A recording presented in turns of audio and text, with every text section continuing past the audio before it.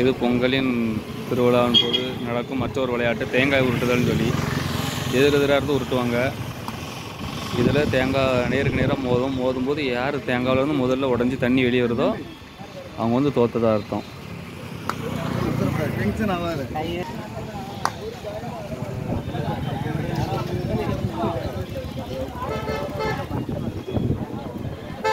இதில் இந்த தேங்காவிலே பல வகை உண்டு.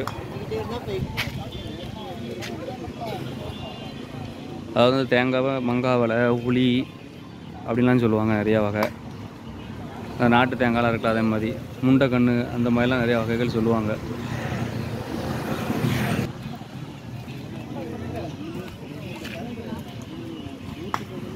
இதில் தேங்காய் நிறையா அடித்து செவிச்சு கொண்டு போய் கடையில் இடைக்கி போடுவாங்க, ஹோட்டல்களில் கொடுப்பாங்க. இதுவும் ஒரு பொருளாதாரத்துக்கான ஒரு வழி தான். எல்லோரும் நிறைய பேர் பங்கெடுப்பாங்க.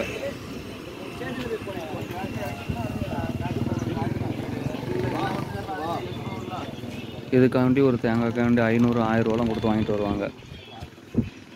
வாங்கிட்டு வந்து யூஸ் பண்ணுவாங்க. நான் 2 மணி நேரம் ஒட்டிகிட்டு இருக்கேங்க. ஒரு தேங்காயும் உடைய முடியுது அப்படின்னா 2 காயும் நல்லா என்ன சொல்ல அந்த கூடுன காயின்னு சொல்லுவாங்க.